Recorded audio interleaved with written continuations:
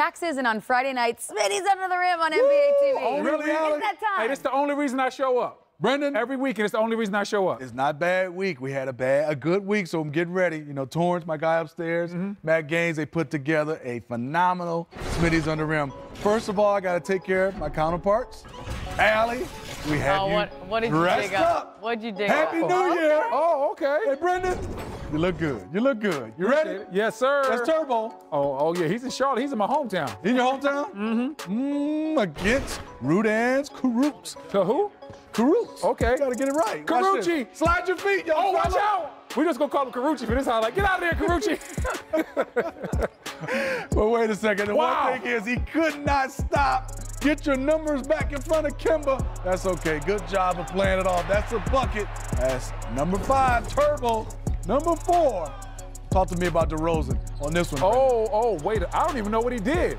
Gotta give you a different Man, angle. he gave like 5 different one. moves in a Euro. Don't do it like that. Stop Too in between the much. legs, the dribble, Euro step. Wait a minute. Hold on, He's been Toronto. working with my guy Dribble too much. Ooh. He's Bing, patting bing. it. Oh, my goodness. There's DeMar DeRozan at number 4.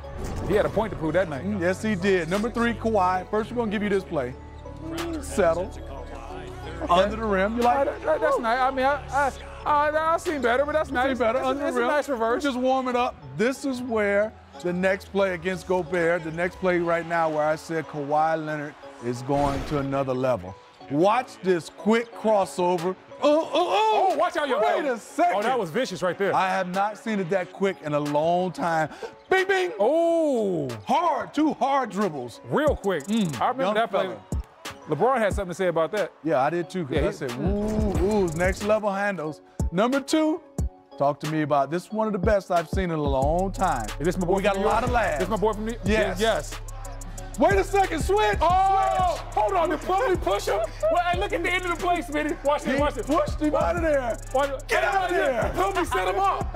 Hey, that is not your friend. Not at all. Who's that, Beasley? That's Beasley. Hey, Beasley.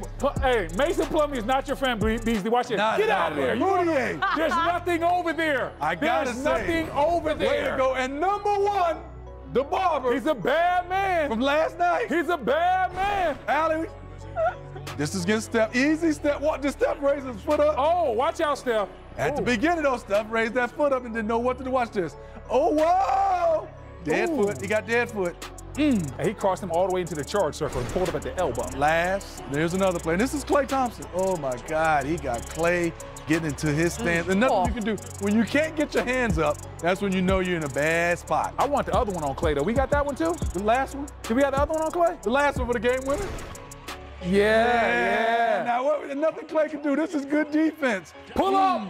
Hey. Talk to him, James. Man, that was a 4-point play, too. Draymond had a lot to say. Not after that play. You know what? James, what real I quick. love about James, he's putting a lot of pressure on himself just by his outfits when he's walking in, and he's balling. Hey, man. The barber. Like we said, you walk in with that outfit, you better ball. gotta He's play. had some Hey, wild. Daryl Morey said best offensive player of all time. Man, get off the ball. He's had some wild outfits this year, but You're he's backing witnessing him up. greatness, according to James Harden himself. We are witnessing I know greatness. we are. We are. Yes, indeed. Well, he's been about 50, 40, triple-double. He's done a lot. A lot of people watching the wrong thing. They're watching the foul count instead of watching the point count, the point total. Mega Millions Powerball numbers. Greatest Yes, offensive indeed. player of all time? He's getting up there. I ain't gonna do that. Michael Jeffrey Jordan did walk Now, this Michael's earth. there. Sometimes I just don't even. Mike's in his own class. Mike walked He's in this his own earth. class, I know. You know, Mike's in his hey, own listen, class. I respect feels people like a that think sin to that way, speak but Mike against him. walked this earth, so I don't put anybody in front of Mike. Mike's in his own class. Yeah. Today, James is getting that nod. Okay, you can say that. I'm still gonna roll with Mike. I'm talking about this. Oh, today's era? Today's game. Yeah. Today's era, no question. James Harden. All right, well, we don't. So this brings us into the conversation of just the stretch that the Rockets are on right now. You see how many people are contributing on their team, not just James, like we talked about, but just a reminder, they're doing this with Chris Paul dealing with the hamstring injury, which I feel like is being overlooked. Yeah, you're totally right. And now you got to give credit to Austin Rivers, who's kind of taking over the other ball handling duties and also other guys on their team. And I want to ask Brendan Haywood, because this is his area. We know Clint Capella's a guy who's great hands, dive, and dunk, but the numbers on the rebounding, that's not James Harden. Talk to me what he's done from the first couple of years to start to get these type of numbers. I think the biggest thing for Clint Capella when you watch him, he's active. And you rarely see possessions that he takes off from a rebounding standpoint. He's always hitting the offensive glass. He's chasing the ball down. And I love rebounders that can rebound outside of their area. You played against guys like Kevin Garnett that were excellent at boxing out on one side of the rim and going and chasing the ball all the way to the other side. Those guys that are truly special rebounders, and that's why Clint Capella can rebound so well. He's a next-level athlete, and he has a really high motor. And he keeps moving. And as a defender, Yes. do you want to chase a guy around all game and then into overtime? I mean, you have moments where you take breaks. And when you have an active player like that, that's when he can catch you just a few times a game. That can really make a difference. So James Harden, this sparks all sorts of conversation about where he stands as the best offensive player of all time and in the MVP race. And our own Roz Gold tweeted, she said, I asked James Harden if he consciously is hungry for winning another MVP. And he said, I need it. I need it for sure. And I'm going to get it. I love it. Love it. You guys believe it? I love it. You know, and obviously Brendan said it best, and we all know that when we were, talking to our meeting. You got to win games to be the MVP, and so that means he has to understand that he's going to have to elevate his team to get back to at least 3 in the Western Conference to have a conversation to get there. And the numbers he's putting up, though, right now, he's jumped up to that ladder for me as number 1 as of right now. I love the comment. Now James does have a lot of haters. There's a lot of people that hate James Harden for some reason. Well, I'm not going to lie. When he sits there on camera and says, you're witnessing greatness, how can you not tell that you're watching greatness? And I don't want to misquote him, but I get a little bit put off by it. And I love confidence. I love watching Joel Embiid talk trash. I love that part of the game. I think it's so fun. But there is a part of his confidence that irks me a little bit when I watch it. It's just a natural instinct. I don't think that it's all cockiness. I think he's tired of hearing about people talking about other things besides these numbers and the win streak. James Harden is winning basketball games, scoring 45 nights in a row, 35 or better, 9 nights in a row. That's incredibly hard to do. And all we have is some people that get up on set and talk about how many times he gets fouled, his usage, he dominates the ball. Guess what? Who else do you want to dominate the ball? If James Harden isn't shooting it, do you want Clint Capella creating his own shots? No, you do not. James Harden is playing great. His team is winning right now, and he says that because he's mad that too many people are taking the focus off the fact I'm playing excellent. I've played my way back into the MVP race, and all people want to talk about is how many times I get fouled. So I don't mind the comments, and I also think his comments about MVP get misconstrued. A lot of people think that means he also doesn't want to win a title. It doesn't have to be one or the other. Just because he said he wants to be MVP doesn't mean he doesn't want to be an NBA champion as well. For me, he's getting fouled. Yes. I mean, he creates the contact, and for me, Stop fouling. The one thing is impressed me is, I've played in the league, you played in the league, Brendan, to be able to take that many hits and still have that much left to be able to knock down threes with that. You talk about a guy, even though he creates a lot of space, he's getting doubled, he's getting tripled. He has to beat his guy when he drives and beat the second and third guy. And to be able to do that and shoot 90, 89, 90% and also be able to carry the team, it's phenomenal what we're watching right now. Well, it's one thing to do it now before the All-Star break. But as we've seen in the past, he runs out of fume late in the playoffs because of the usage, because of the hits, because of the amount of minutes. As a coach, as a teammate, as James Harden, how do you manage being ready and being elite in the postseason, but also knowing I have to carry my team out of this funk the way we started the season, and I do want to play at an MVP level? I don't think you can manage it. The Western Conference isn't somewhere where you can say, hey, we're going to manage your nights, we're going to manage your reps, we're going to manage your usage. Unless you're, well, in the past, unless you're Golden State. Yeah, Golden State can do that. They have 4 studs. Houston, it's James Harden. He's a one-man band. Last night, that was like watching old school Batman with Adam West take on the Joker, the Penguin, and all his bullies. That's what it was like.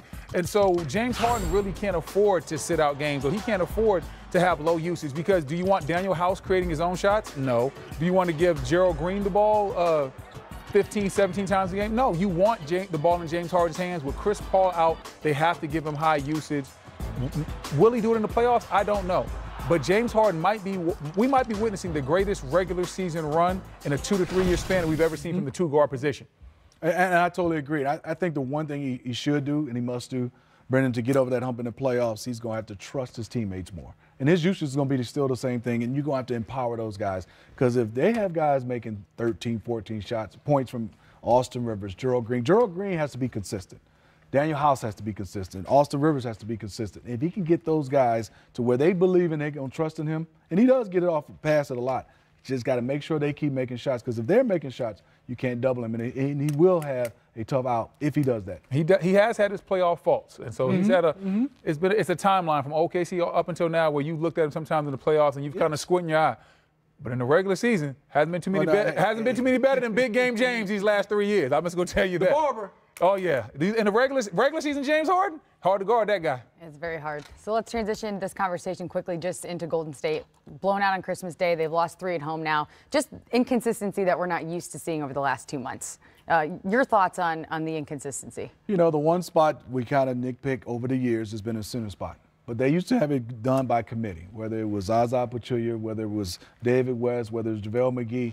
This is the one area right now they are missing the young guy Jones, Damian Jones, where they don't have a lot of guys in that middle, and they're starting to play small ball, and it's catching up to them. They are missing Boogie Cousins, and they also missing Damian Jones. In my opinion, that's the one area where they're also not as good, and I think also they've been to the playoffs and the finals 4 years. It's just got to wait. They're going to be measured by playoffs versus regular season. I think it's the combination of the two things you just said. I think it's, first of all, the 5 spot is a sore spot for them. The boogeyman is coming, and they need him. JaVale McGee was big for this team last year, especially in the playoffs. They don't have him right now. Draymond Green has not played well. That's something that you have to talk about. But then when you look at the Bulls and their 2 3-peats, the last year on those 3-peats were the years they won the least amount of games in the regular season.